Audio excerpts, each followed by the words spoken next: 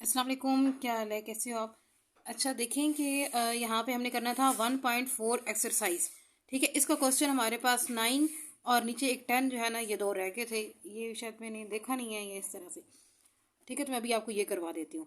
अब देखें कि इस क्वेश्चन की जो स्टेटमेंट थी ना, उसमें ये था कि स्केयर ए है एक और एक स्केयर बी है। स्केयर ए की जो है ना साइड, वो क्या है, वो 6 सेंटीमीटर है। जब यहाँ बात हो रही है स्केयर की, ठीक है, तो स्केयर जो होता है ना वो इस तरह से होता है। मतलब ये कि उसकी सारी जो साइडें होती हैं, ठीक है, 1 2 3 एंड 4, सारी की सारी जो साइड्स होती हैं वो उसकी इक्वल होती हैं। अगर हमें उसकी एक साइड पता लग जाए तो हम बाकी साइड्स की भी अंदाज़ा लगा सकते हैं, बाकी साइड्स भी हम फाइंड कर लेते हैं। इस वजह से उसने कहा कि स्केयर ए है, उसकी साइड 6 है। स्केयर बी है, उसकी साइड जो है ना वो 8 है। अब वो कहता है कि अब आप रेशो फाइंड करके दें, length of A and length of B. मतलब ये कि इन दोनों की, दोनों साइड्स की आपस में, ठीक है, वो जो साइड है ना वही उसकी लेंथ है। इसमें आपने कंफ्यूज नहीं होना। अब यहाँ पे हम लिखेंगे 6 सेंटीमीटर और इधर हम लिखेंगे बी की कितनी है, 8 सेंटीमीटर। दरम्यान में हम लगाएंगे रेशो। अब हमने क्या करना है, इनको कट करना है। कट करेंगे, 2 3 2 4। तो हमारे पास आंसर आया 3:4। ठीक है, तो ये हमारे पास जो है ना इसका फर्स्ट आंसर आ गया। बहुत ही सिंपल था।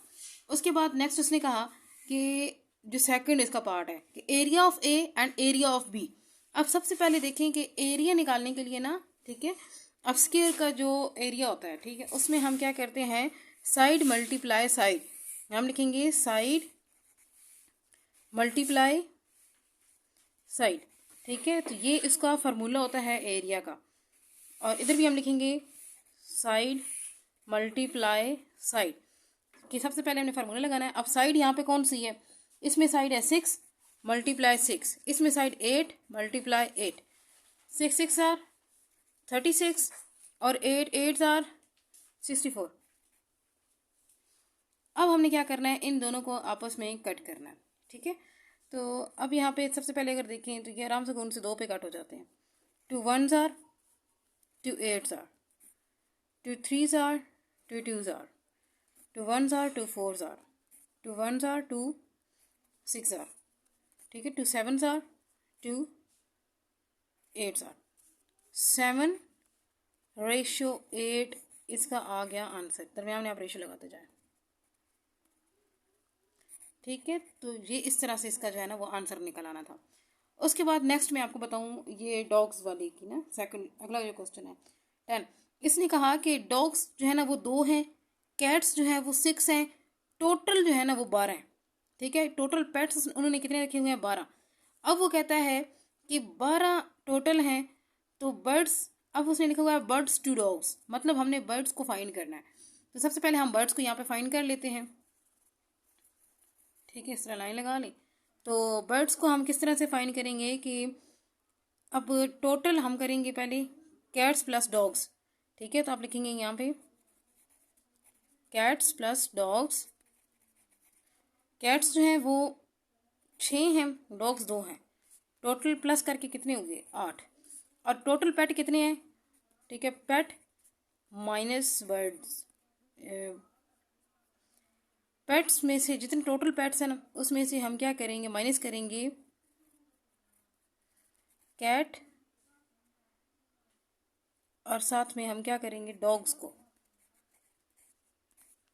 कैट्स और डॉग्स टोटल कितने थे, 8 थे, माइनस लगाएंगे, पेट कितने हैं, 12। तो जब माइनस करेंगे तो हमारे पास आंसर आएगा 4। मतलब हमारे पास जो बर्ड्स है ना, ठीक है, वो हमारे पास 4 है। ये यहाँ तक आपको बात क्लियर हो गई। देखिए उसने कहा था डॉग्स 2 हैं, कैट्स 6 हैं, और टोटल जो है ना पेट वो हमारे पास 12 हैं। पर यहाँ पे हमने क्या किया, कैट्स और डॉग्स दोनों को प्लस कर लिया, दोनों को प्लस किया तो हमारे पास 8 आ गया। फिर हमने पेट में से कैट और डॉग दोनों माइनस कर दिए तो हमारे पास जो है ना 12 माइनस जो है वो, जब 8 हमने किया है तो हमारे पास 4 आ गया। 4 क्या है, वो हमारे पास बर्ड्स हैं। अब उसने कहा कि बर्ड्स टू डॉग्स फाइंड करें, तो हमें पता लग गया है कि बर्ड्स कितने हैं, वो 4 हैं, और डॉग्स कितने हैं, वो हमारे पास 2 हैं। दोनों की रेशो निकालेंगे, 2 1s आर 2 2s आर। ठीक है, तो 2:1 जो है ना ये हमारे पास आंसर 1 आ गया। उसके बाद फिर हम बताएंगे यहाँ पे बर्ड्स, बर्ड्स कितने हमारे पास फिर 4 हैं। अब वो कहता है कि बर्ड्स की ना आप टोटल जो पेट्स हैं उनके साथ निकालें। तो टोटल जो थे ना वो हमारे पास कितने थे, 12। ठीक है, 4 1s are and 4 3s are. तो 1:3 जो है ना वो हमारे पास इस तरह से आंसर आ गया। ठीक है, तो ये दोनों क्वेश्चन जो थे ना ये बड़े ही सिंपल और इजी थे, ये आप देख लें।